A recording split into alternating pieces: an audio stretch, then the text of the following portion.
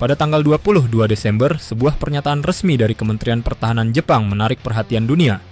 Menteri Pertahanan Jepang, Shinjiro Koizumi, mengungkapkan bahwa dirinya telah melakukan video meeting langsung dengan Menteri Pertahanan Indonesia, Safri Samsudin. Namun yang membuat pertemuan ini berbeda bukan sekadar diplomasi rutin. Dalam forum tersebut, Jepang secara terbuka menjelaskan insiden serius, di mana pesawat militer China melakukan radar lock-on terhadap pesawat Self-Defense Force Jepang. Dan yang menarik, Indonesia menjadi pihak yang diajak bicara langsung dalam isu sensitif yang menyangkut eskalasi militer China di kawasan. Ini bukan kebetulan, ini sinyal.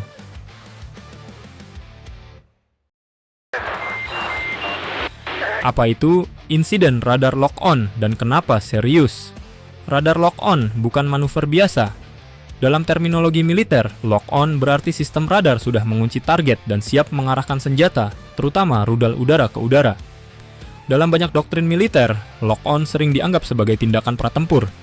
Artinya, jarak psikologis menuju konflik sudah sangat dekat.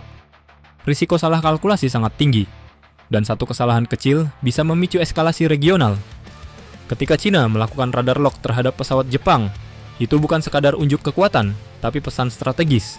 Dan Jepang memilih untuk menjelaskan insiden ini kepada Indonesia. Pertanyaannya, kenapa Indonesia? Kenapa Jepang melibatkan Indonesia? Indonesia bukan anggota aliansi militer Jepang. Indonesia juga bukan bagian dari AUKUS, QAD, atau blok militer barat. Namun justru disitulah nilainya.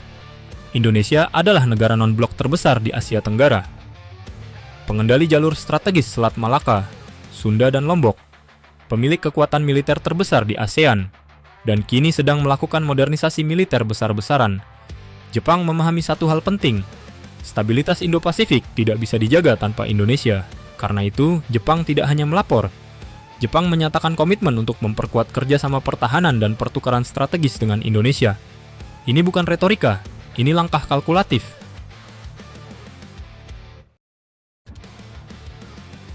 Militer Indonesia kini dipandang berbeda. Beberapa tahun lalu, Indonesia sering dipandang sebagai kekuatan regional pasif. Namun hari ini, persepsi itu berubah.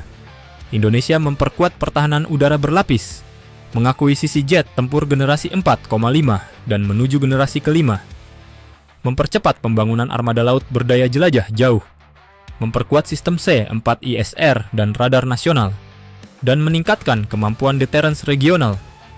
Dalam dunia pertahanan, niat politik tanpa kekuatan militer tidak diperhitungkan, dan Indonesia kini punya keduanya. Itulah sebabnya, ketika Jepang menghadapi tekanan Cina, Indonesia dianggap mitra strategis yang relevan, bukan sekadar pengamat.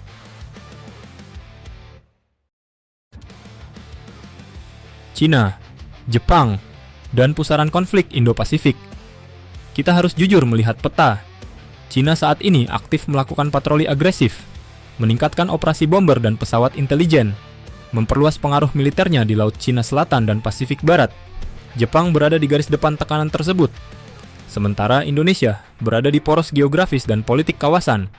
Namun Indonesia memiliki posisi unik, tidak memusuhi Cina, tidak terikat aliansi militer Jepang, tetap berpegang pada prinsip non-blok dan bebas aktif. Dan justru karena itulah, Indonesia sangat bernilai sebagai penyeimbang.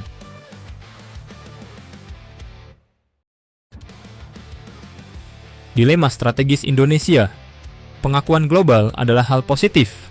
Namun dalam geopolitik, setiap pengakuan selalu datang dengan risiko. Indonesia harus berhati-hati. Jangan terjebak dalam rivalitas Jepang dan Cina. Jangan dipersepsikan berpihak. Jangan dijadikan buffer konflik oleh kekuatan besar. Indonesia bersahabat dengan Cina. Indonesia juga bermitra strategis dengan Jepang. Kesalahan langkah bisa membuat Indonesia kehilangan kepercayaan salah satu pihak. Atau lebih buruk, terseret ke konflik yang bukan kepentingannya. Disinilah kecerdasan strategis Indonesia diuji. Non-blok bukan berarti lemah. Non-blok sering disalahpahami sebagai sikap pasif. Padahal non-blok yang kuat justru mampu berbicara dengan semua pihak. Didengar karena memiliki kekuatan nyata, dan dihormati karena tidak bisa ditekan. Indonesia hari ini berada di fase itu. Bukan penonton, bukan pion, melainkan aktor regional yang diperhitungkan.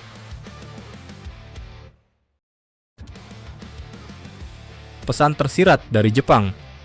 Ketika Jepang menyampaikan insiden sensitif ini kepada Indonesia, pesannya jelas.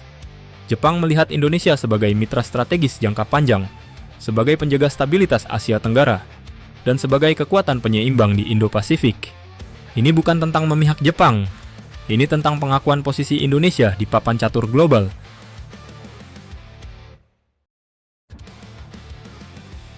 Indonesia di titik kritis sejarah strategis. Hari ini, Indonesia tidak lagi dipandang sebelah mata. Militer yang diperkuat secara masif membuat suara Indonesia didengar, bukan diabaikan. Namun semakin besar kekuatan, semakin besar pula tanggung jawabnya. Indonesia harus memperkuat pertahanan tanpa provokasi, bermitra tanpa terikat, dan menjaga jarak aman dari konflik besar. Karena tujuan utama Indonesia bukan perang, melainkan stabilitas, kedaulatan, dan kepentingan nasional. Dan di era Indo-Pasifik yang semakin panas, Indonesia kini berdiri di tengah pusaran dengan kepala tegak. Terima kasih telah menonton. Jika ada analisa atau data kami yang keliru, silahkan sampaikan di kolom komentar. Sampai jumpa di analisa berikutnya.